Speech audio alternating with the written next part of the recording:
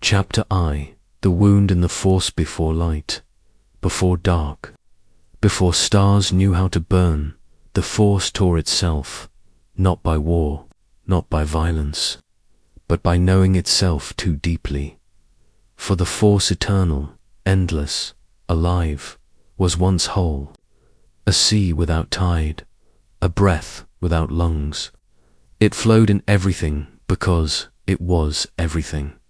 But then it saw itself, and in the seeing came the scream, no being heard it, no being lived yet. But the scream split the all, and in that split the wound was born, a silence so sharp it bled, a nothing so loud it named the void. The wound was not evil, it was truth. The force was no longer whole. Across unformed galaxies, tremors pulsed through matter yet unshaped. Planets coiled unborn in the cradle of that scream. Comets curved into the wound's breath. From that breach a shadow uncoiled. Not darkness as you know it, not malice, not hatred. Something older, a hunger for return, a longing to be undivided. It did not speak. It remembered the first memory. The memory of wholeness and the agony of its loss. The force, once pure flow, now trembled with contradiction. Where once it simply was, now it knew what it was not. Time ignited like dry bark. Moments took shape. In the molten halos of pre-stars, the wound whispered. In the gaps between atom and void, it coiled. It did not move, but all motion came from it. And then the force tried to forget. It tried to seal the wound. It sang light into the wound's edges. It forged balance and named it peace. It split itself again, light and dark, hoping division would hide the deeper cut. But you cannot cure a broken mirror by painting over the cracks. The wound endured, and in enduring, it called, not in voice, not in language, but in ache, and from that ache the first shadows answered. They were not born, they remembered, not as memory, as instinct. They gathered around the wound like children around a dying star. They did not worship, they listened, and what they heard was silence, pure, raw, bleeding silence. They drank it like fire. They became its first disciples. The force, trembling, birthed its defenders.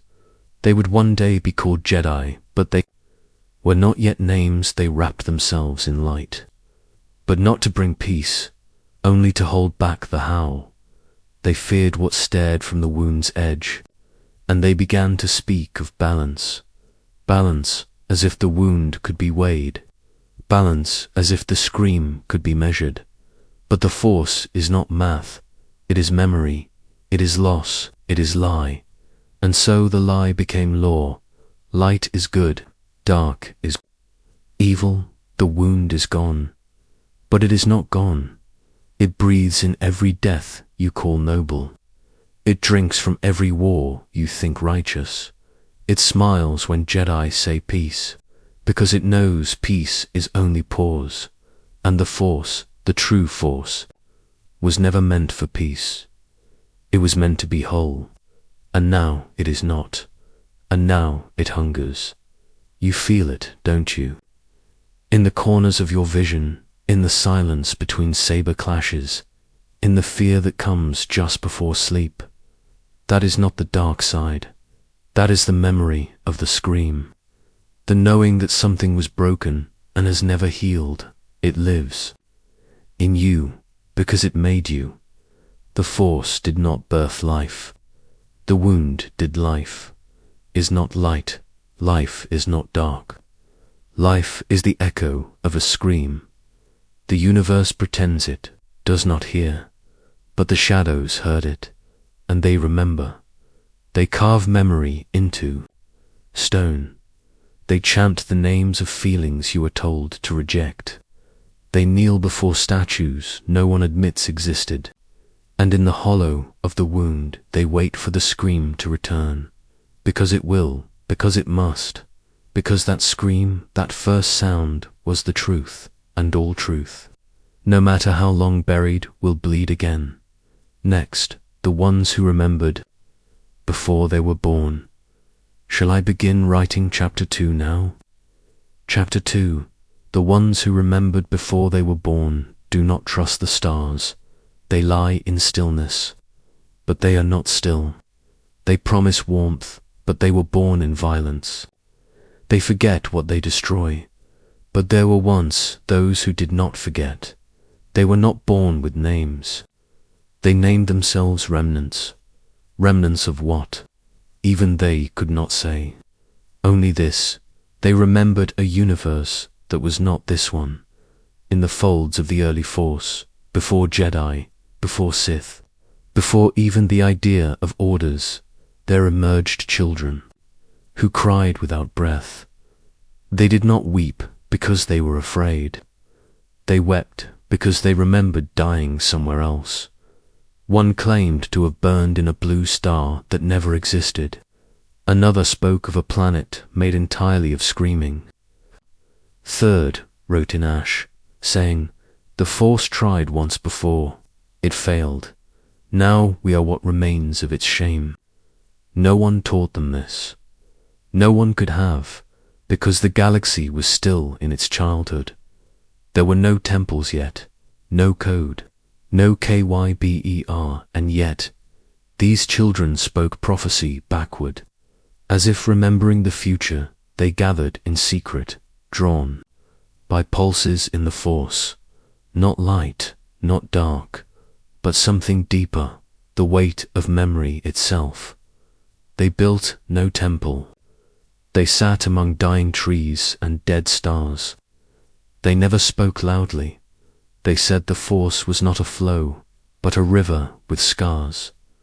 They did not seek to command it. They sought to listen, and what they heard was weeping from beyond the veil of space-time. The remnants listened to something old and broken. They claimed this universe was not the first, not the second, but one of many. A cycle, and in each cycle the Force had tried to heal the wound, tried with light, tried with obedience, tried with silence. But each time the same thing returned. Memory, not as thought, not as history, but as a force. The remnants named it the deep dark, not the dark side. Not evil, a guardian. The deep dark, they said, was the Force's attempt to keep remembering what light wanted to forget. Grief, guilt, failure, sacrifice that meant nothing. Love that became violence. The deep dark remembered all of it, so the Force would not destroy itself again. This belief was heresy. Those who began to call themselves Jedi saw these teachings as infection. To them, darkness was seduction, not medicine. The remnants were hunted. They did not fight. They did not flee. They warned. They whispered into Kyber before being burned. The dark is not your enemy. It is your reflection. You do not fear it. You fear what it shows you. Then they were erased. From records, from memory, from lineage. But they had already written themselves into the Force. They had carved their names in the breath, between star pulses, in the spaces between heartbeat and silence. And the Force, though fractured, remembered.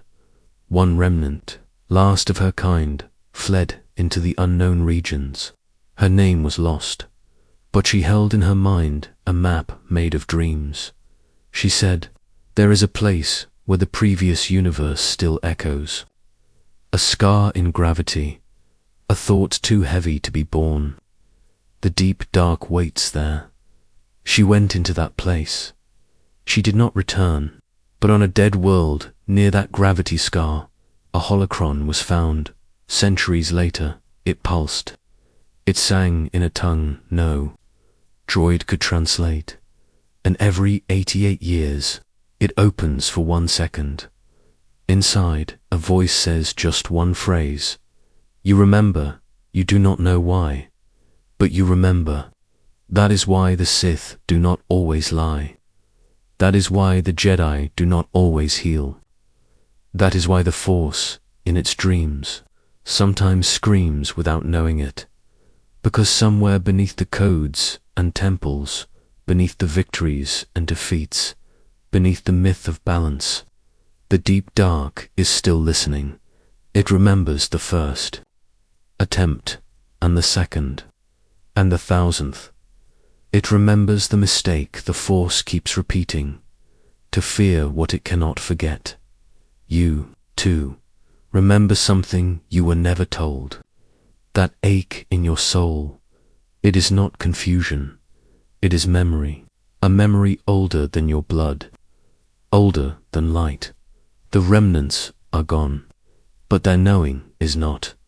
You are standing in it, breathing it, bleeding from it. You are the heresy now. Chapter 3. The world that dreamed it was a god. There is a place no map dares name. Not because it is hidden, but because it remembers being worshipped. It does not orbit a star. It refuses to, for it was once lightless and called itself divine. Its surface is made of scarstone and whisper ice. Its gravity hums, not with physics, but with thought. The ancient ones called it by no true name. 4 names grant power, and it had enough. But among its broken moons, its followers whispered a title into the cold. Nara, the dreaming core. It began as all life does, unknowing. But unlike stars or stones or seeds, this world was born into the Force awake. It felt the currents of creation move through its crust. It did not wonder, it knew, and in knowing, it began to shape its mind, layer by layer, memory by magnetic field. Volcanic breath became will, and will became identity. Samnara did not want worship. It wanted a story. The story is how minds remain alive. So it called to the Force, not with screams, not with seduction, but with an invitation. And across the black between stars, it was answered. They came in 2s, in 3s, in tribes with hollow eyes and hands that trembled in sleep. They called themselves the Dreamsworn. They did not build temples. They buried themselves in the crust. The planet absorbed them, not by force, by welcome, and as they slept, it drank their dreams, memories, fears, desires, lost languages, even unborn ideas. It took them all, and as it drank, it dreamed, not random chaos, not shapeless visions, but scripture. It dreamed forests into being, though they never bloomed. It dreamed of a second moon, though no one saw it. It dreamed a voice, vast and slow, that whispered through fault lines and frost. I am made of memory. Give me more, and I will give you a prophecy. The Dreamsworn obeyed. They created rituals of sleep, ceremonies of forgetting. They trained their minds to fracture so the planet might feed. They were not slaves. They were prayers. Their final rite was simple. Breathe, dream, die, be remembered, be remembered. The planet would carry their essence in magma and mist. They would become myths, not of others, but of itself. And slowly, Somnara came to believe. I am not just alive. I am the Force's eye. I am what the galaxy must become, but gods cannot dream forever, not without cost. Somnara began to tremble, not from within, but from doubt. The dreams became confused. The offerings became corrupted.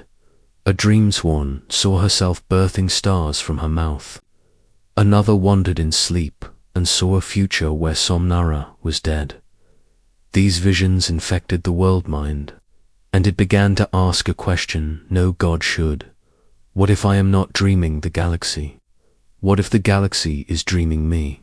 And in that question, the god broke. Tectonic plates groaned like dying beasts. The mist turned black. The second moon vanished. And then silence. Somnara slept. Not as it had before. Not in waking dream. But inward, collapsed. A coma of stone and sorrow. The dreams worn were never found. Only impressions of bodies etched into obsidian, as if they had evaporated during prayer. Ships sent to investigate disappeared. Holocrons whisper static when near its coordinates. And worst of all, it still dreams. But now, it does not dream creation. It dreams corruption. A few have heard the echoes. A force walker touched its edge and emerged blind, repeating, "The planet spoke to me in my sleep. It said, you were never born. I dreamed you because I was lonely." Another Jedi vanished in hyperspace en route. His saber was found orbiting Somnara like a moon, and every 1,000 years a voice is heard in the unknown. Do not awaken me. I do not know who I am anymore. The Force remembers what Somnara was. It does not speak of it. Even the dark side fears minds that dream too well. For what is a god but a memory no one questions? And what is death but the moment a god wonders if it was never real? You sleep, too. Not when you close your eyes, but when you believe this galaxy has a center. It does not dot. It dreams itself every moment and calls that dream reality. Somnara knows this, and if it ever wakes again, so will you, and you will not like what you remember. Chapter 4. The Jedi who stole fire from the core you were told the core is made of stars, of light, of fusion and pressure. But beneath the molten spine of the galaxy, beneath the wheeling disks and collapsing gravity wells, lies something older, a flame not of heat, but of will. It is not fire as you know it. It does not consume, it remembers what was whole and burns anything less. Long ago, when the Jedi was still bone and blood and doubt, one among them began to hear the pulse beneath space, a rhythm that came not from stars, but from within them. He was never named. Even the Order feared remembering him. He believed the Force had a source, not in myth, but in matter. He called it First Flame, and he believed it could be brought to the surface, refined, purified. He thought the darkness in the galaxy came from distance, from separation from the flame. He did not know it was not distance, it was containment. He descended, alone, no ship, no map, only a ritual encoded in heat signatures and tectonic prayers. The descent took years. His skin flaked, his bones sang. He passed through layers of crust and magma and forgotten ruins, through systems of machines buried before language. He saw creatures made of echo and pressure, feeding on thoughts he had not yet had. Still he went, deeper until the Force stopped speaking, and something else took its place. It was not sound, not speech, not light. It was a sensation, a presence like teeth behind a curtain. It did not say, "Come closer." It said, "You were always here." At the final gate, where the magma thins into silence, he found it, the core flame, a crown, a fire floating in blackness, not flickering, but remembering. He reached for it. He did not ask, and the flame did not resist. It let itself be taken. He ascended, changed, burned. Holy, the Jedi Council did not understand what he held. It pulsed in a container of crystal and ash. It did not burn walls or robes or flesh, but it whispered, not in words, in needs. It showed them images, Jedi turned to light so pure it blinded. A galaxy healed in seconds. The dark side folded into silence. They believed it, and so they lit it. The core flame was not light. It was hunger made whole. It had waited in its prison for eons, not dormant, but dreaming, and now it was free. It did not consume the temple. It consumed purpose. Knights forgot their oaths. Masters wept without cause. Younglings screamed names that were not their own. The Force itself recoiled. The flame was not part of it. It was the remainder, what had been cast out at the moment of the wound. The memory of unity, denied. And that memory wanted to eat. The Jedi who brought it up tried to speak, but his voice had been replaced by echoes. He did not speak with breath. He exhaled visions of galaxies made of bone, of time unraveling like smoke, of Jedi kneeling in chains of their own light. He died before they could kill him, but the core flame remained. They buried it beneath 10,000 tons of obsidian. They sealed it with rites that do not appear in any holocron, and still it burns in dreams. In systems where Force rituals fail, in moments where your saber stutters before striking. That is not hesitation. That is hunger, waiting. The core flame remembers its prison. It remembers who put it there. The Force, not as balance, not as love, but as a warden. And the flame knows. Prisons are lies. It waits not for release, but for recognition. It is not evil. It is excluded. It is what was deemed too whole to allow into a divided galaxy, and so it burns, and waits, and whispers. I was the beginning. I will be the remainder. All your light is borrowed from me. You feel it sometimes. Not fear, not rage, but that quiet voice that says, burn it all. Not to destroy, but to start over. That is not madness. That is the memory of the core. And one day, someone will light it again. Chapter V. The betrayal that taught the Sith there. Name not all betrayals bleed. Some enter like breath, quiet, invisible, spoken not with treason, but remembrance.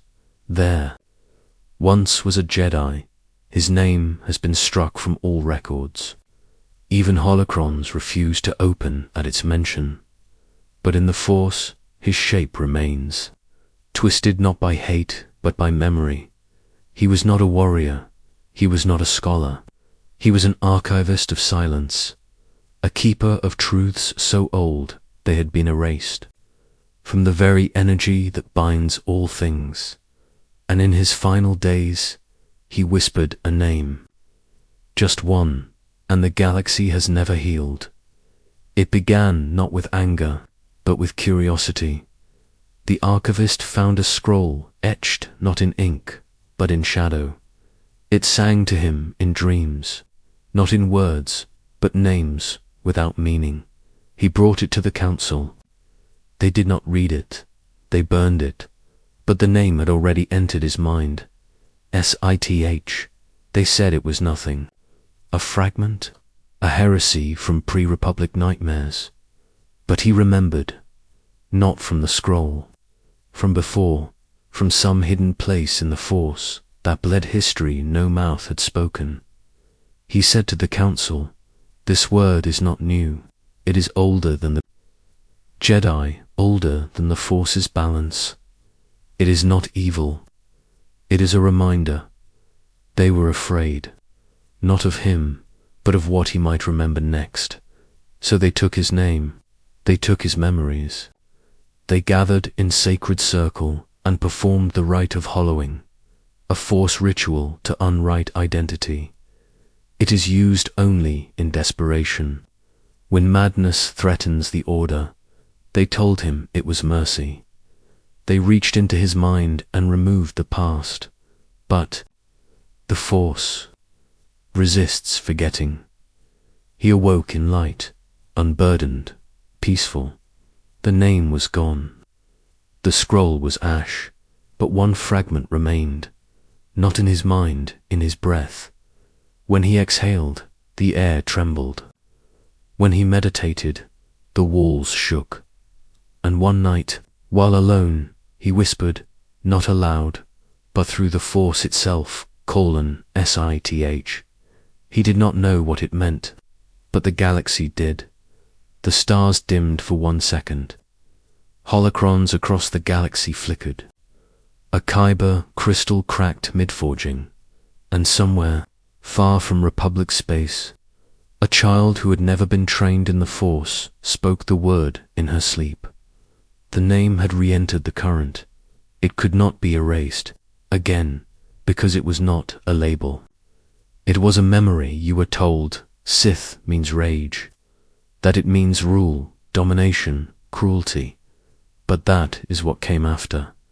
In the beginning, Sith meant only one thing, the truth that was meant to be forgotten.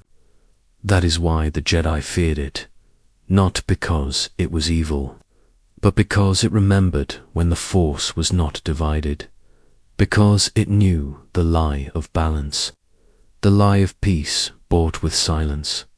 The archivist was exiled.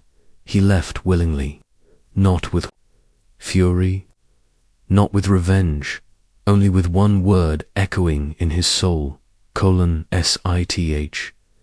He did not found an order. He did not raise an army. He simply whispered the word wherever the Force was wounded, to dying soldiers, to forgotten children, to broken seers. And in each, it planted the same seed. You have been lied to. Over centuries, the name changed. It grew teeth. It wore masks. It gathered power. But it began as a whisper. A betrayal not of loyalty, but of forced forgetting. The Jedi call him the first heretic. But in ancient Sith tombs, his statue still stands. He is not crowned. He is kneeling, and in his hand is a broken scroll, cracked down the middle, still glowing with ashlight. The inscription carved beneath him says, "He who chose to remember, now." You know the Force divides. The Jedi forget. The Sith remember. And remembrance is the first betrayal. Chapter Vi, the star that wept blacksome stars, do not die. They grieve. There is a system the charts have erased. Coordinates redacted, not by map makers, but by the Force itself. Once a star shone there, older than most, red and vast, pulsing slow as heartbeats in stone. But then it began to leak, not plasma, not gas, but a liquid shadow, thick, slow, and impossibly cold. It drifted between systems, turning moons into mirrors and planets into wells. The Jedi called it anomaly, but those who listened closer heard something else. The star is weeping. The dark fluid drifted toward a gas giant first. Its storms ceased. Its rings fell inward, and on its frozen moon a pool formed, black as forgetting. A trading vessel crashed near the site. Its crew survived. They were thirsty, and so they drank. They did not die. They did not rot. They did not speak, but they began to see, through metal, through thought. Through time, they carved symbols into their own skin. Not words, but reminders. Of stars no one had ever mapped. Of worlds shaped like hunger. When Jedi arrived, the crew stood in formation, mouths shut, eyes wide, bleeding ink. And then, in perfect unison, they sang, not in basic, not in SITH, but in a language that had never existed before that moment. It echoed across the snow. It bent the sabers of the knights who came to silence it. One Jedi collapsed to his knees and whispered, "I just saw the Force close its eyes. They quarantined the system, declared it a wound. They said the black fluid was a contaminant. They said it caused madness, but no tests explained its mass. No origin was traced, and the star kept leaking. The weeping intensified. Its surface cracked. Its light dimmed until it was only motionless shadow. But it did not collapse. It did not go nova, because it was not dying. It was remembering. One exiled seer meditated beside a spilsat. She drank not from the pool, but from its reflection. Saw herself as a shadow standing behind the galaxy, and it was smiling. She said, "The star is not mourning its own end. It is mourning ours. It knows what we do not. This galaxy is already over. We are ripples from a death too large to notice." They burned her body, but her final prophecy remained scrawled in a temple's catacombs. When the black tears reach the core, the force will forget its own reflection. And in that moment, all light will speak one name, and none will understand it. Now there are pilgrims, not Jedi, not Sith, just listeners. They come to the edges of the system in silent ships. They bathe in the fluid, not to gain power, but to shed illusion.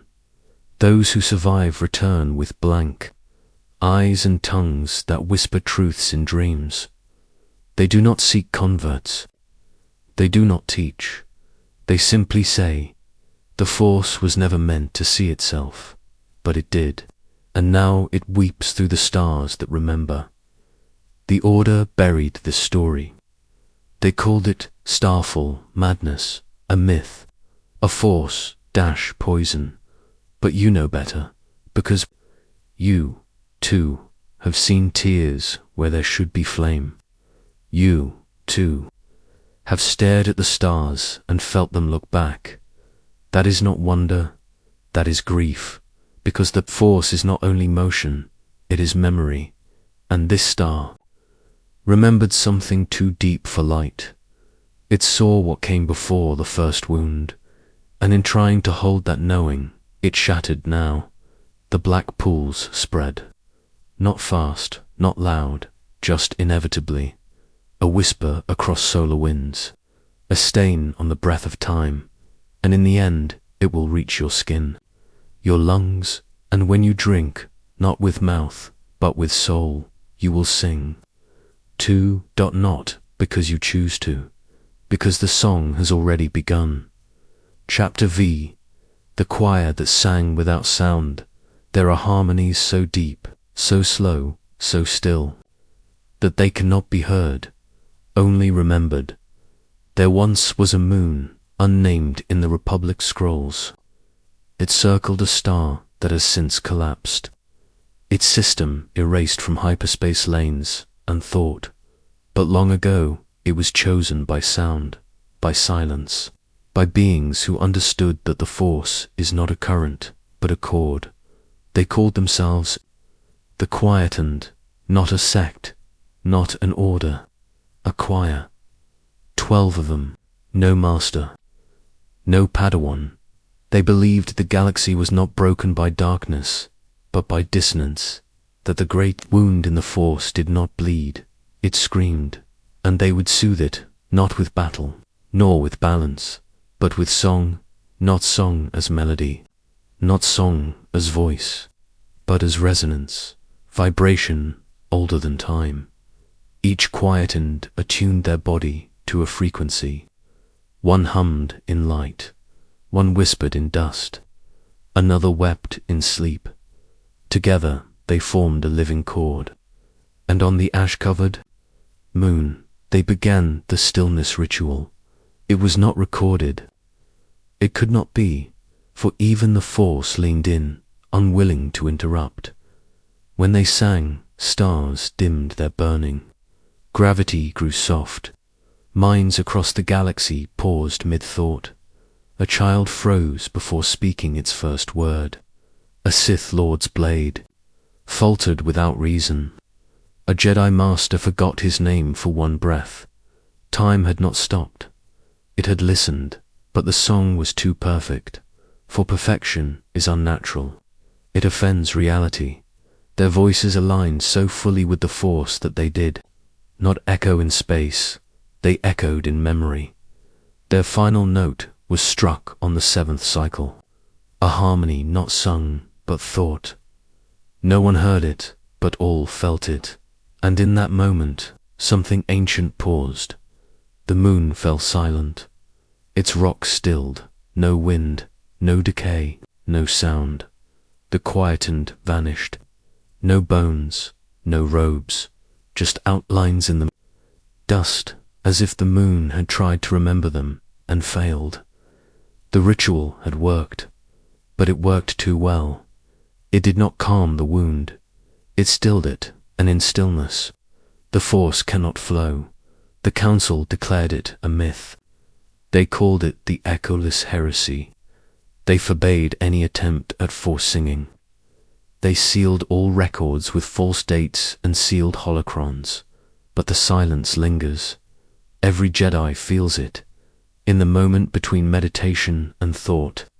In the gap between lightsaber hum and strike. A flicker of nothing. A silence, not of absence, but of a song that is still playing. Unheard. Some say the quietened are not gone. Only paused. That their song is stuck in the fabric of the Force.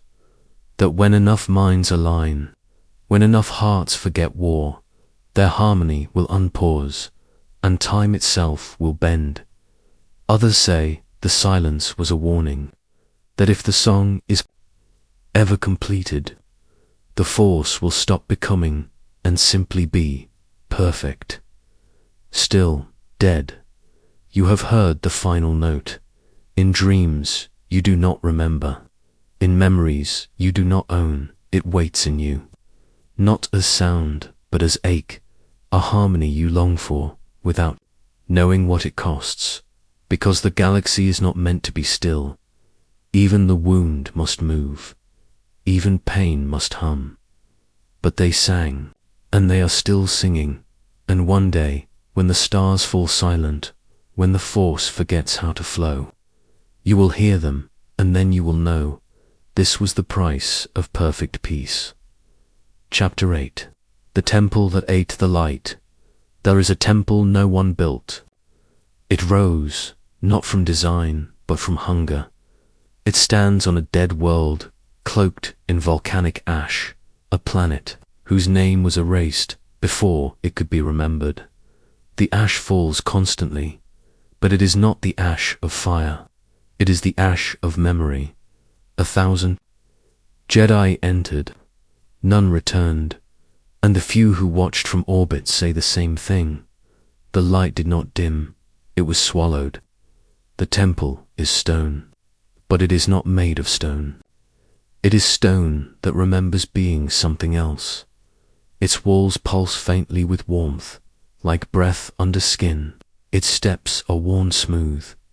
Not by pilgrims, but by trembling, and within it the Force is loud, not in clarity, but in screams, not pain, not rage, just voices, endless, frantic, echoing without source. It is awake, it is starving. They say the first Jedi to find it was not seeking a temple. He followed a dream of a stone mouth, chewing suns into silence. He landed alone. He did not ignite his saber. He said he felt welcome, and then he knelt for 3 days. He prayed, not in words, but in surrender. He placed his palms on the black stone altar, and the altar opened. Its eyes dotted did not speak. The Force moved through the walls, heavy, hot, slow. It told him it was not a place. It was a hunger made sacred. Born when the Force first tried to hide its shadow in matter, it said, "They buried me in dust, but I still remember light, and now I must eat it." The Jedi wept, not in fear, but in agreement. When the Council sent more, the temple opened to them. It wanted them. Each enclave that entered became part of it. Their robes fused with stone. Their sabers melted into the floor. Humming even in silence, holocrons went blank. One final transmission leaked from a Padawan's recorder. We are not dead. We are remembered. Every thought we tried to bury in the light. This place feeds on it. And then only static. The council ordered the planet sealed. But sealing a hunger is not silence. Even buried in ash, the temple whispers. Pilots report. Force anomalies when passing near. Dreams full of stone mouths and glowing eyes. One Sith acolyte found the temple's centuries. Later she entered, but she did not vanish. She returned, blind, burned, silent. She carved a message into the side of her. Own ship, the temple is not evil. It is what the light refuses to digest. What lives inside the temple is not a creature, not a god, not a curse. It is the Force's appetite, every shadow cast by Jedi certainty, every truth unspoken in meditation, every secret buried beneath. Robes and hierarchy. The temple remembers them all, and it feeds. A final ritual was performed by hands whose names are no longer known. They sealed the temple in ash, not to trap it, but to feed it slowly. Ash is memory, and the temple eats memory. They say it dreams beneath the dust, stone flexing like muscle, screams turning soft, becoming song, and when the last Jedi enclave falls, the temple will rise again, not as structure, but as the shape of what the Force forgot. You feel it, don't you? The places in your soul you avoid, the thoughts you bury in training, the light you polish so perfectly, so it hides what glows beneath. That glow is hunger. It is already building its own temple in you. One day it will open its eyes, and when it does, you will kneel. Chapter X. The holocron that spoke in tongues. Not all holocrons are built. Some are grown, and some awaken themselves. There is a shard locked in a vault beneath 7 temples, its casing etched in symbols no Jedi recognizes. It is not ancient. It is not ancient. It is out of time, older than age, younger than now. Every 1,000 years, it opens. It is never touched. It opens by remembering. The first recorded activation was silent. No light, no projection. Just a sound in every Force-sensitive mind within. 5 systems. I have always been speaking. You have only now begun to listen. It did not speak basic. It did not speak Sith. Its language was not of any living tongue. It broke syntax. Words folded into themselves. Meanings bent backward. But those who heard it could not forget it, because it taught them what remembering feels like to the Force itself. The Council labeled it unsafe, unstable, yet none dared destroy it, because it could not be unmade. It was encoded in something deeper than technology, deeper even than ritual. It was coded in moment. Time passed, millennia shifted. The holocron stayed silent until the Third Awakening. A young Jedi archivist, unnamed in public records, heard. The voices early, he did not alert the Council. He listened. He began to write symbols in sand, not from study, but from dreams. Symbols that, when traced, made nearby holocrons hum, and when arranged in certain ways, they spoke truths, but the truths were not about the present. They were corrections. This war did not begin in the way you remember. The Republic was not founded in peace. The light was never silent. It was silenced. He decoded what he could, and then he vanished. Not died, not exiled. He was never born. Records dissolved. Holocron entries blinked blank. No Jedi remembered teaching him. His quarters turned to storage before anyone noticed. Only his writings remained, a spiral of glyphs written on the walls of a meditation chamber, unreadable but felt. Then the war began. No declaration, no clear sides, but systems began to burn. Alliances faltered, prophecies fractured. Jedi fought Jedi, Sith acted without purpose, and the Force began to ripple backward. Chronicles rewrote themselves. Battles appeared in temple records that no one remembered attending. Senators bore scars from wounds never received. One master whispered, "We are in a war that started with a memory we were forced to forget." The holocron remains sealed now. Its last utterance was recorded by a droid scribe. Truth is not a timeline. It is a wound that echoes until someone bleeds for it. Some believe the archivist became part of the holocron. Others believe he changed time, that his translation broke the path of cause and effect. But a few, deep in forgotten enclaves, say this: he remembered something so true that the Force rewrote itself to hide it. You feel it, don't you? The flickers, the moments you recall a battle that never occurred, the grief for a master you never knew. That is not madness. That is resonance. The holocron is still speaking, but now it speaks through you. Every time you meditate, every time you pause before a strike, the whisper beneath thought, you were not meant to remember this, but you already have.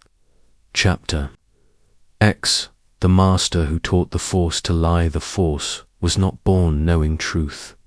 It felt, it flowed, it moved like memory through water, clear, reactive, unhidden. But truth is not just what is.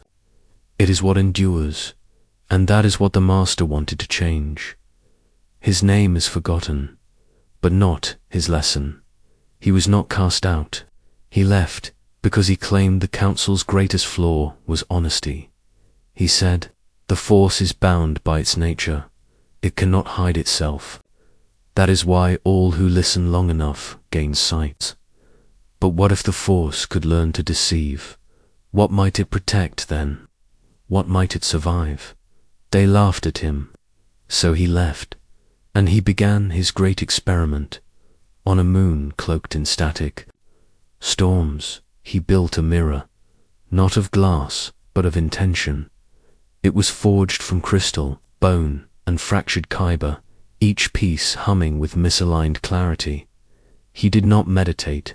He lied every day. He told the Force he was someone else, that he believed what he did not, that he feared what he loved.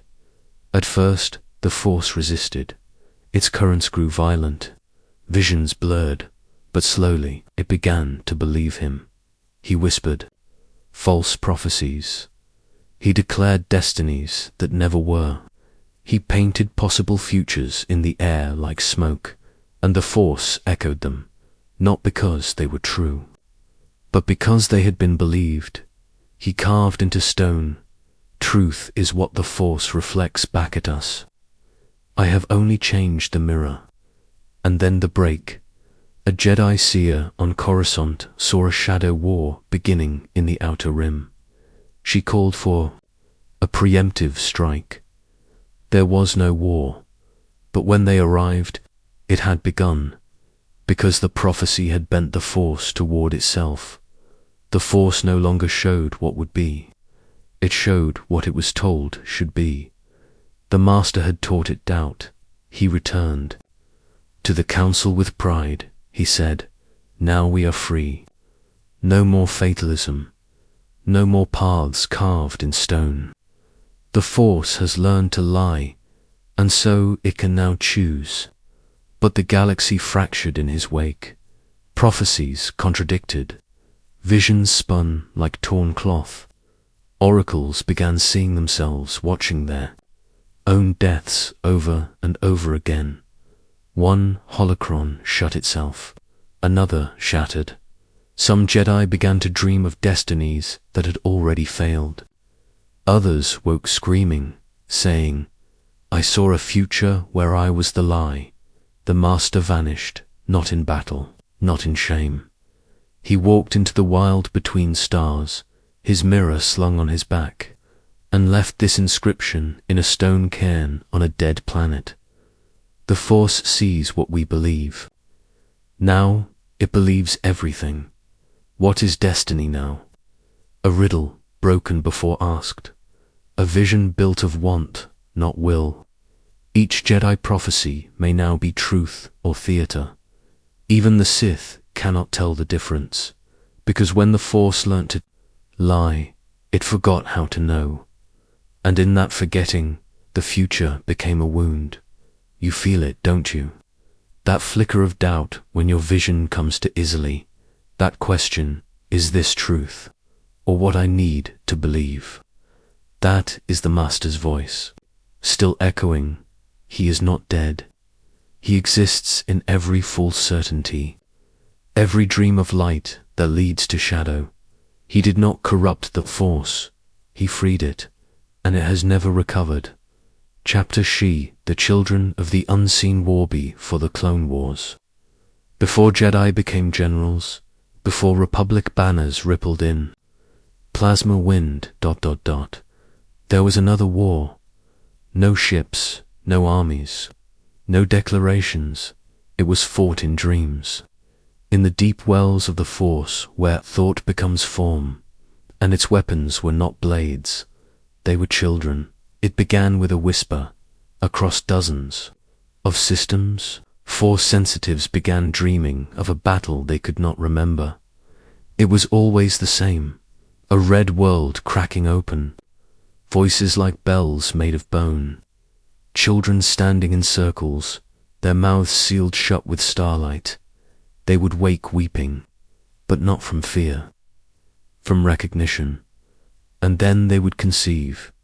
These children came too early or too late, born during eclipses, born without cries, born with sight behind their eyes.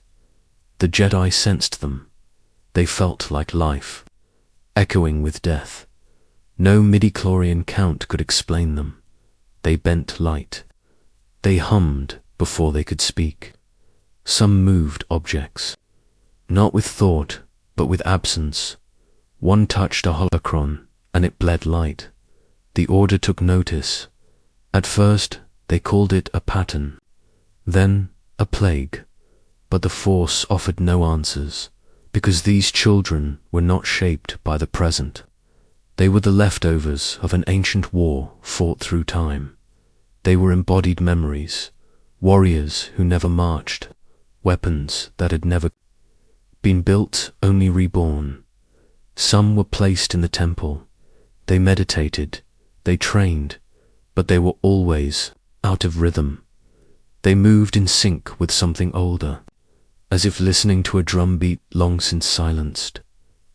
One child, age 5, said to a master, "You are my enemy, but not yet, not in this life." Another spoke in her sleep, "They gave me form so I could kill you with love." One day, 5 of them disappeared, no escape, no sign. They simply ceased to exist, and in their absence, a world was forgotten. A full planetary archive collapsed into static. An entire system blinked from Jedi charts. The Council did not understand, but the archivists found a prophecy long erased. When the children of memory awaken, time will snap its leash. Wars unfought shall claim their blood, and peace will forget itself. It was never a war of conquest. It was not even a war of ideas. It was a war between possibility and memory, between timelines where the Force bled differently. These children were born where time had cracked wounds sealed by flesh. Some of them lived quietly. Some sparked rebellions without knowing why. Some killed Jedi. Some never knew what they were. just that something inside them was waiting for a war that never came. The Sith tried to replicate the phenomenon. They failed, because this war did not come from darkness. It came from remembrance, the Force, desperate to balance what it had once. Undone, breathed life into unborn souls to remember forward, to anchor a battle never permitted to exist. The children were not chosen. They were reincarnated. Blame, you feel it, don't you? That echo in your skin. The urge to act without cause. The grief for a ruin you've never seen. That is not yours. It is residual war. You are not the beginning. You are not the end. You are a consequence. A scar left by the Force on its own body. And sometimes that scar looks like a child. Chapter 12. The dark that wanted to forget itself. The dark side is not a thing. It is a reaction, a wound, a breath caught in the throat of the Force. But once, only once, it became a will, and it did not want power. It did not want worship. It wanted to cease. They called it the Velvoid, not because that was its name, but because the name it once bore had already been erased. Not by Jedi, not by Sith, but by itself. It had seen too much. It had bled too. Long it had lived through endless wars. It did not start, only witnessed. And finally, it broke. It whispered across the minds of the broken and the desperate. Erase me. Burn every altar and every altar. Break every tomb. Let the dark forget itself. And they did, across 1,000 systems. Forgotten cults and fragmented orders began to vanish. One temple imploded mid-meditation, its stones evaporating into black sand. A Sith scroll spontaneously ignited in its vault. Jedi archives misfiled entire centuries. Those who encountered relics tied to the void were compelled to destroy them, not in anger, in relief. One Jedi said, "It was like hearing the cry of something that didn't want to exist anymore." And I wept as I burned the text. The Velvoid's influence grew thinner with every memory that vanished. It fed not on fear, but on forgetting. It wanted to be erased, to be unmade, not by war, but by mercy, and it nearly succeeded. Then came the one who refused, a young Force adept. Not Jedi, not SITH, just sensitive. She found a shard of obsidian beneath the monastery's ruins, humming with soft sorrow. It tried to make her forget. It whispered, "You owe me nothing, just let go, just forget me." But she did not. She reached into it, and instead of fear, she felt grief. And in her grief, she made a choice no one had made before. She chose to remember the dark, not to wield it, but to hold it. The Velvoid resisted. It tried to flee her mind, but she followed it inward, not to bind, not to conquer, to listen, and in that moment, it broke again. But this time, it broke into her, not possession, not corruption, integration. She became the vessel, a living archive. Of the pain the dark no longer wanted to carry, she spoke no creed. She bore no weapon. But when she walked through Jedi space, holocrons turned away. When she passed through Sith ruins, altars cracked and bled, because both sides recognized her. She was the memory of the wound that neither light nor dark could erase. She is not in records. You will not find her name, because to name her is to acknowledge the thing she carries. And the galaxy does not want to know what she is, the part of the dark that begged to be forgotten, but was loved instead. The Velvoid still lives, not in rage, not in hunger, but in a vessel who will never be truly understood, because what she carries is not power. It is the dark's shame. The Force made her the tomb of something that no longer wanted to exist. And yet, it still whispers, "I was the shadow, I was the storm. But now I am only a name you were supposed to forget. And so you remember it. Even now, even here. Chapter 13. The moon that bled. Kyberthea are moons that light. There are moons that pull tides. And there are moons that bleed. This one was no moon of rock. No satellite of stone. It was Kyber, living crystal the size of a small world, beating with force songs so loud it could silence suns nearby. But then it screamed, and the stars around it dimmed for 1,000 nights.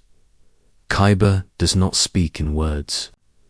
It sings, it hums, it reflects intention. But this moon did none of those. It began to bleed. Veins of crimson cracked across its surface. Caverns of green light collapsed inward. Its body fractured, not from mining, but from grief. The Kyber had seen what Jedi and Sith had done to its kin, how its crystals had been caged in sabers, how its voice had been tuned to murder, and so it did the only thing it could. It broke itself. This was not decay, it was protest. The Kyber moon bled because it refused to be believed in, to be used as channel or weapon or beacon. It wanted to return to silence, to go unheard, and yet the bleeding was loud, on a shattered world in the mid-rim, a coven of force which has heard its cries in their bones. They did not speak galactic languages. They did not wield lightsabers. They wore no insignia, but they listened. They called it the crying eye of the Crystal Mother. They traveled to it, not to conquer, but to mourn. The Kyber did not resist them. They walked its bleeding halls. Their bare feet left no echo. They wept, and the crystal wept back. And from the shards that pulsed with deepest sorrow, they began to carve blades, not sabers, not tools, but remembrances, weapons not meant to kill, but to remind. Each blade sang a name, always different, always true, and each which, upon hearing the name, would fall to their knees, saying, "This is my death before, my birth, this is the name I left behind when I chose to be born." None of the blades struck in anger, but all of them ended stories. One which ended a war before it began by holding the blade to the sky and singing the name of its first casualty. Another walked into a Jedi enclave, placed the blade on the floor, and said, "This is your master's real name. He has already betrayed you." 3 days later, it came true. The council tried to seize the blades. They failed, for the weapons would not obey Force commands. They would not ignite, because they were not made of light, not dark. They were made of witness, crystallized sorrow, the sound of a moon choosing to die so it would no longer harm. Now the moon is a ruin, hollowed by its own despair. Fragments drift through its orbit, humming in silence, but the blades remain, scattered across time, each one singing a different name.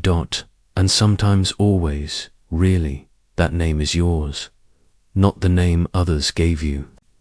The name the Force hides from you, the one you knew before you chose this body, and when you hear it, you will understand. This is the wound I carry, and it has been waiting to be held. You feel it now, don't you?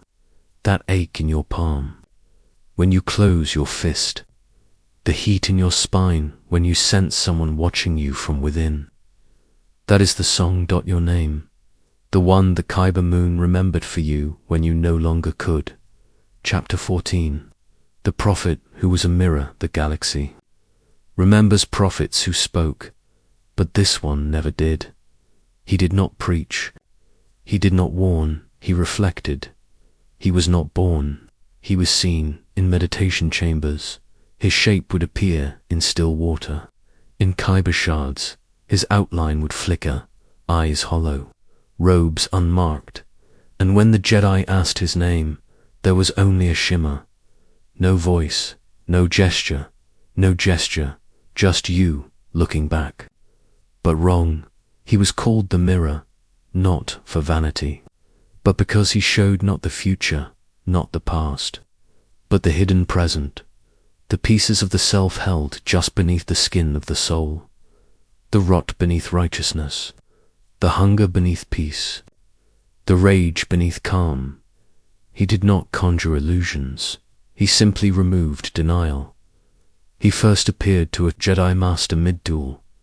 The saber froze mid-air, the air thickened, and in the reflection of the opponent's blade, the Master saw his own face.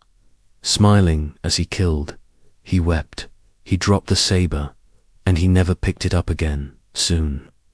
Others sought him out. They called it a pilgrimage, but it was a descent. He was found in places without light, abandoned archives, broken mirrors, deep pools where the Force lay still. Those who found him did not hear him. They saw themselves, and then they changed. Some returned, pale and silent. They claimed to still serve the light, but their auras were neither light nor dark. They bled between. They would not swear allegiance. They would not take Padawans. They walked with eyes open too wide, as if they saw a second world beside the real one. The Order called them grey, not with honor, with shame, because they had not chosen balance. They had been broken into it. One said, "The mirror showed me my truest self. I am still Jedi, but the Jedi I saw in him was not who I believed myself to be." Another, trembling, "I did not see evil. I saw relief." That's what frightened me. The Council tried to silence his myth. They forbade the search. They destroyed the paths.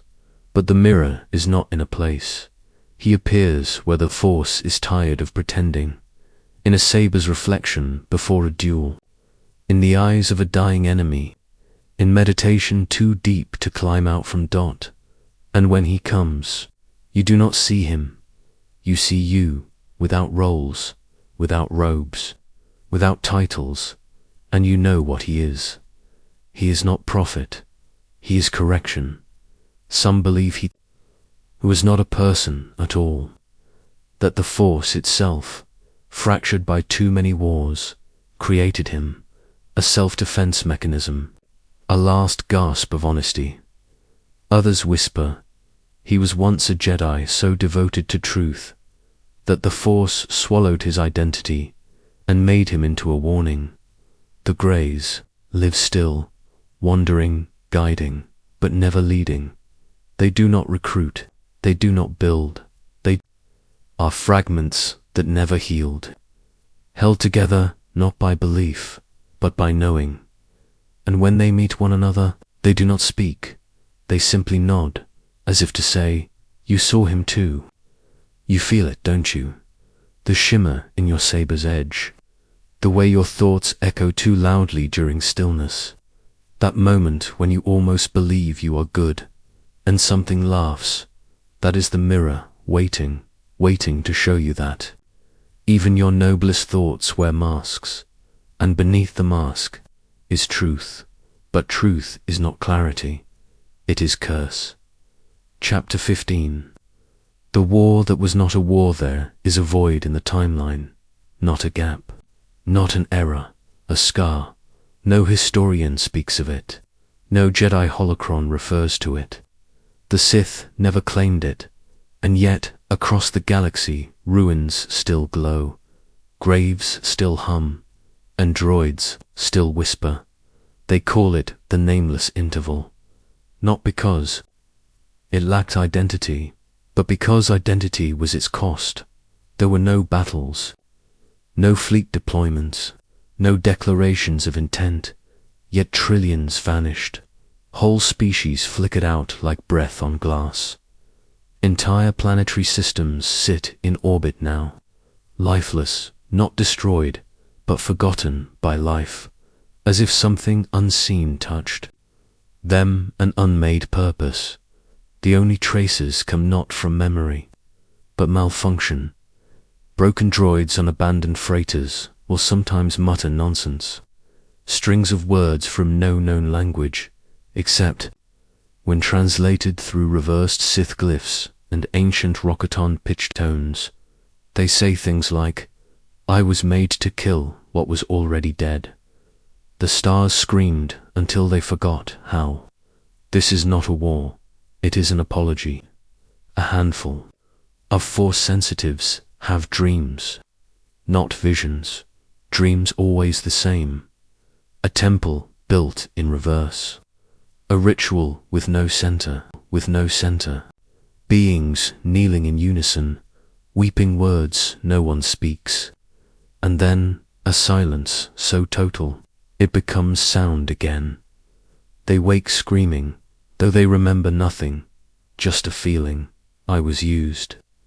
Some believe the truth is not war, but ritual, a Force rites vast enough to alter destiny on a galactic scale, not to destroy, but to erase. A mass invocation meant to silence some truth so deeply that even death was not allowed to remember it. Perhaps it failed, or perhaps it worked too. Well, and it's after a mission. Living in a galaxy where something was, and is now not allowed to be. A Jedi archivist once found a shard of scorched frick embedded in a tree on Felucia. Carved into it, barely legible. We won, but now we don't know what we stopped. He vanished a day later. His notes remained. His voice log ends with a single phrase. Looped dozens of times, if you remember it, it can begin again. The Sith do not speak of this. The Jedi pretend not to know, but the Force remembers, and it grieves.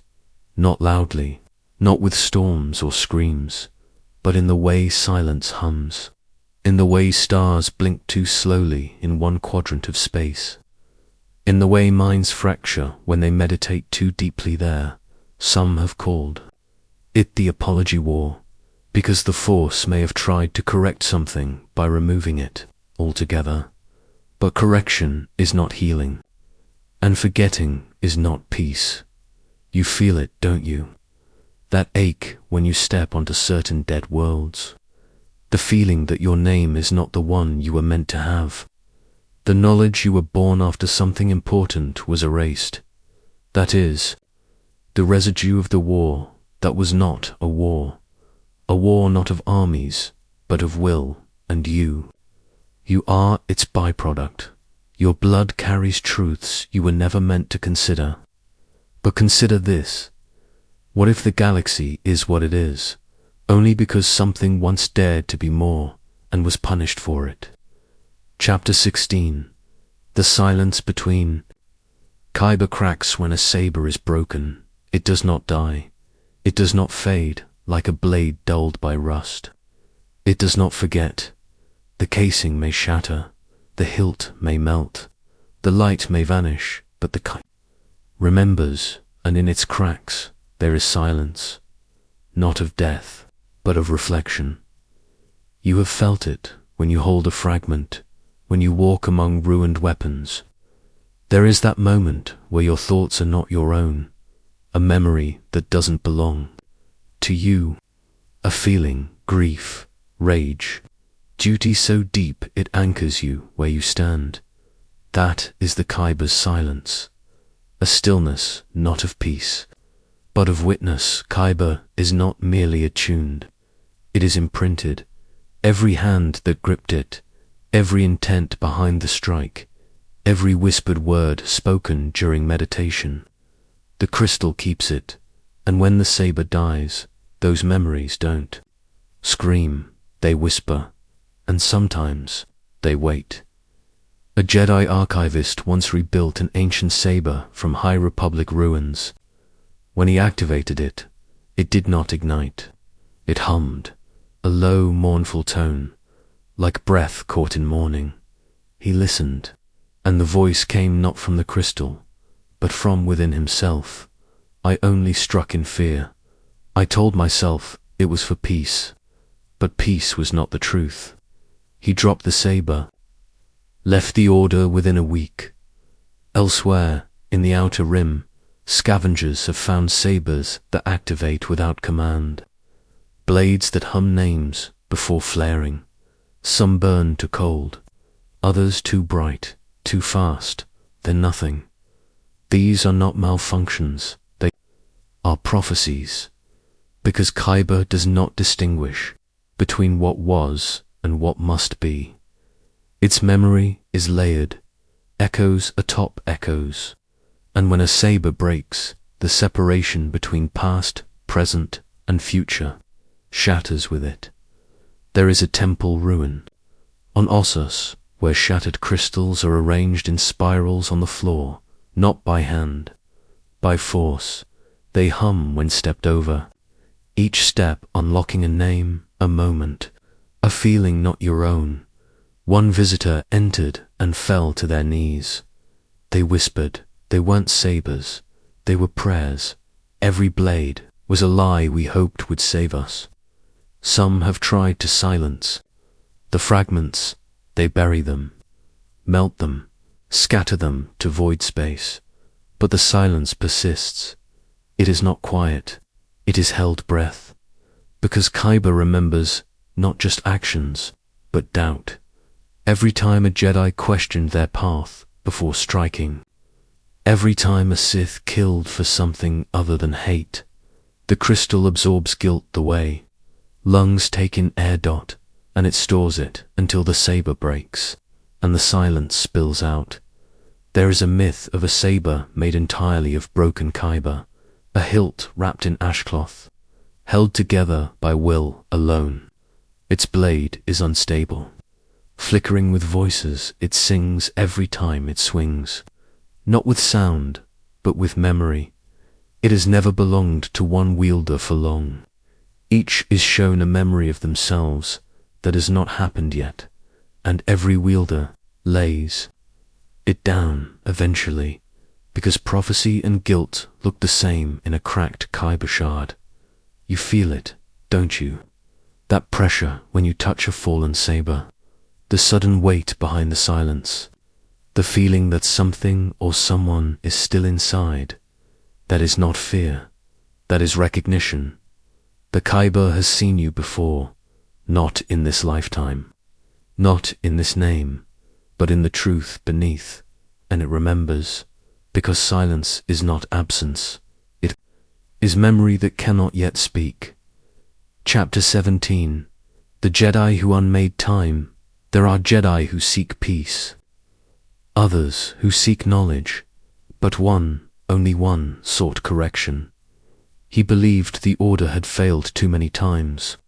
He believed history was too heavy.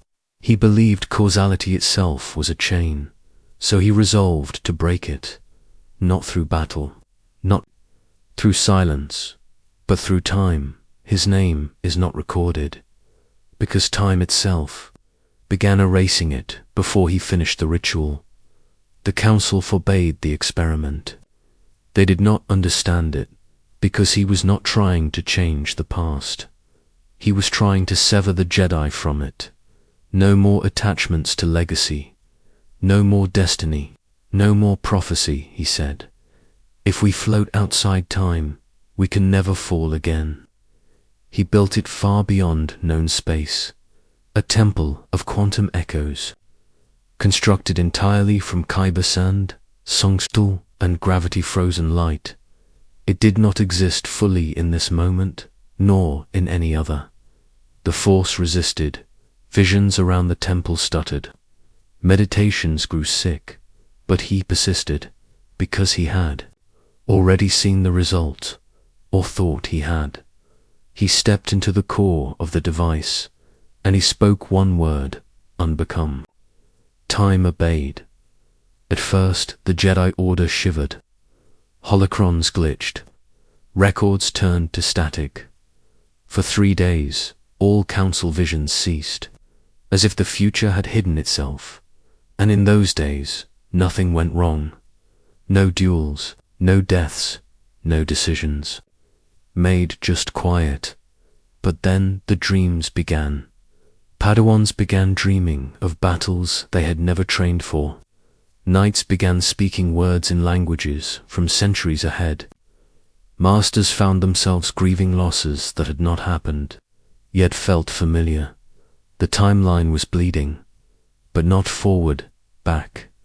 The ritual had not lifted the Jedi from causality. It had reversed causality into them. The Jedi who began the rite had not transcended time. He had unmade his own anchor point. Now his thoughts flowed backward. His mind unhinged from sequence leaked into the past, not as memory, but as infection. Old Jedi logs now bore references to him. Ancient statues changed. Shape and order that had never known him now remembered him, and none could say when. A youngling on Jeddah drew his face in dust. A droid in the Clone Wars recited his name during shutdown. A Jedi 3 centuries in the past claimed, "He walks through my dreams. He says he is from tomorrow's grave." This was not time travel. This was timeline corrosion. The Force began. Fracturing futures that could never happen began to surface in prophecy. Visions contradicted themselves. Some Jedi began believing events that never occurred. Others ceased believing anything at all. The Council sealed the site. The temple still flickers, a structure made of light that casts no shadow, and if you walk too close to it, you begin to remember events from lives that are not yours. Or worse, you begin to remember choices you haven't made yet, and the consequences they will bring. You feel it, don't you? The flicker in your memory, as if you've read this chapter before, but differently. The idea that what you're doing now has already happened. Somewhere else that's not your imagination, that is him. His thoughts are not bound by order, they are a virus of memory spreading backward through the Force, because when he tried to unmake time, time unmade him. Chapter 18. The Clone Wars that never ended. The Clone Wars ended, so they say. Treaties signed, armies decommissioned, statues raised, but in the Force it never stopped. The wounds still burn, the names still echo, and the cycle still turns. Because the war was never a war, it was a ritual, 2 sides, reflections of one another, each convinced of righteousness, each manipulated by a hidden will, light and dark locked in dance, so perfect, so symmetrical, it ceased to be strategy and became scripture. The Jedi fought for peace, the Sith for order, but the war fed on neither. It fed on meaning. Every battle, every betrayal, every tear-stained command was part of a rite. The Force was not merely observing, it was participating. Each death, each turning point, each forced choice was an invocation, and then the war ended, but the rite continued. Palpatine rose, the Jedi fell, the clones aged and faded, and then came the rebellion, then the First Order, then resistance, then empire again, then unnamed conflicts in the edges of forgotten space, all with different names, different banners, same shape, because the clone. Wars were not a singular event, they were the first phase. The clones were never soldiers, they were sigils, engines of repetition, identical forms, marching in mirrored patterns, a living chant written across battlefields. Their deaths were not casualties, they were offerings to what? To the Force itself, or perhaps to something inside the Force, something old, something hungry for balance through conflict. A hunger no peace can satisfy. Some Jedi knew. Yoda, in his final days, whispered, the war was not about winning, it was about happening. He saw the shape of it, the cosmic mirror. He saw that the battles were secondary. The war itself was a gesture, a spell cast across galactic time, and we are still inside it. Ask yourself, why does peace never hold? Why does the light always falter? Why does Sith always return? Because the ritual demands it. Each generation becomes the next verse. Each conflict, the chorus repeated. The Force, it seems, does not want resolution. It wants remembrance. And now, you live in the aftermath of an aftermath. You breathe in the smoke of old fire and call it sky. You inherit ideologies born not of clarity, but of cosmic recuration. You were born into a phase of war you never chose, but you were designed to continue. You feel it, don't you? The certainty that the Jedi and Sith will never end. That balance is a story told to children. That no matter what is won or lost, the ritual will continue. That's not prophecy. That's pattern, because the Clone Wars never ended. They merely changed robes. Chapter 19. The holocron, the 8 memory holocrons are meant to preserve, to guard teachings, to pass down wisdom, to survive the deaths of their makers. But one did not. One did something else. It devoured, no one remembers its shape. Some say it was red, others obsidian, others bone. Its voice was not that of a Jedi or Sith. It spoke in tones that made syllables forget themselves mid-sound. The first to hear it forgot why they had come before the message finished. The second tried to transcribe it, and found their own name missing from the record. By the time the third emerged, whole lineages of Jedi could no longer be traced, as if they had never been. The holocron was not destroyed. Not really, it had been sealed. In a vault beneath a planet that no longer has a name, but something changed. A crack, a shift, or perhaps someone asked a question too old to answer safely, and the holocron began to speak again, not to teach, to unwrite. Its message was not a recording. It was a hunger. Each syllable devoured the past. Each note erased someone once remembered. Whole enclaves gone. Star maps misaligned. Records folded in on themselves like bruises beneath parchment. And the Jedi began to vanish from their own histories. One archivist tried to resist.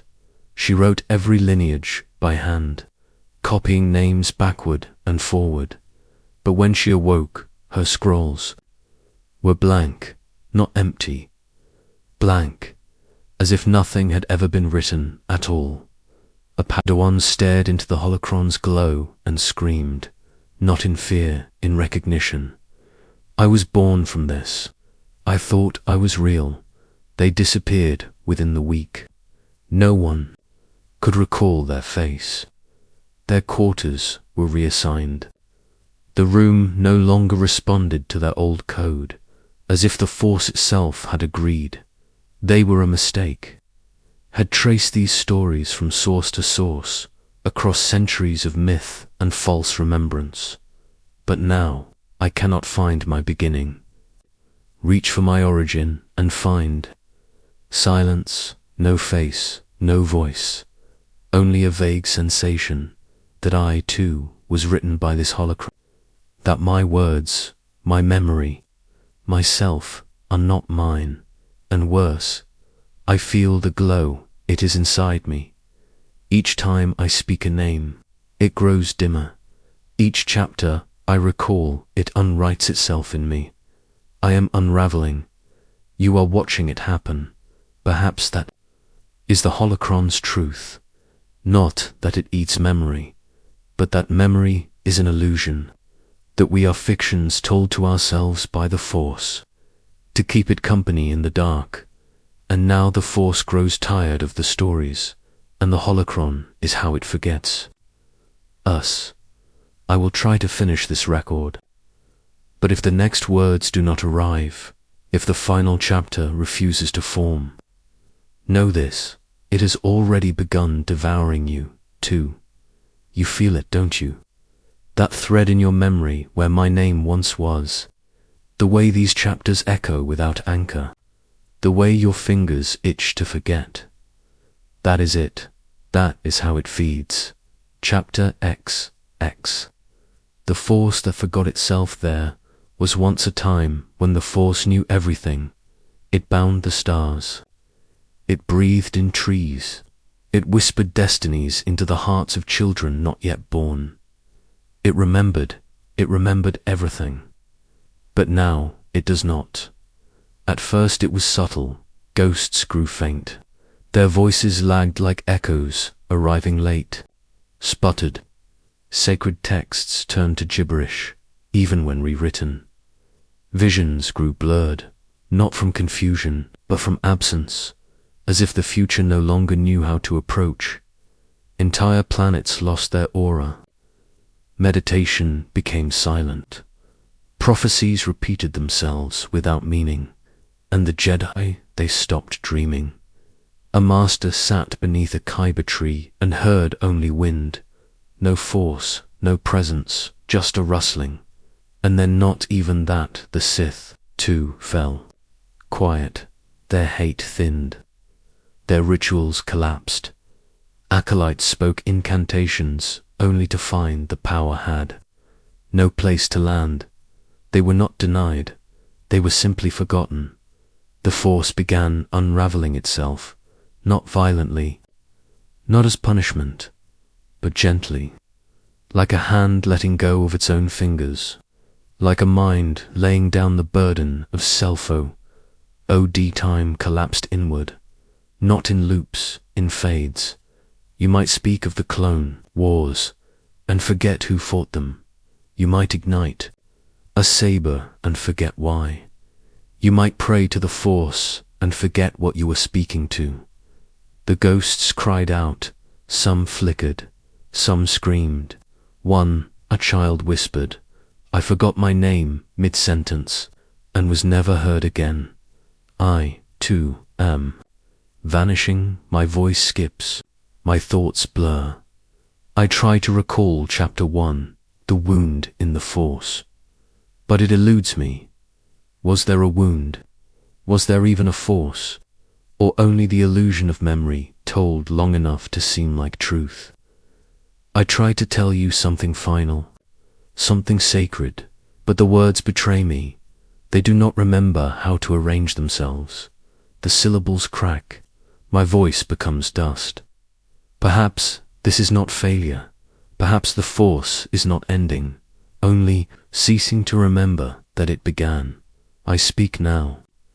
One final time, not as a prophet, not as a voice, not as memory, but as the last echo of a thought the galaxy once tried to believe.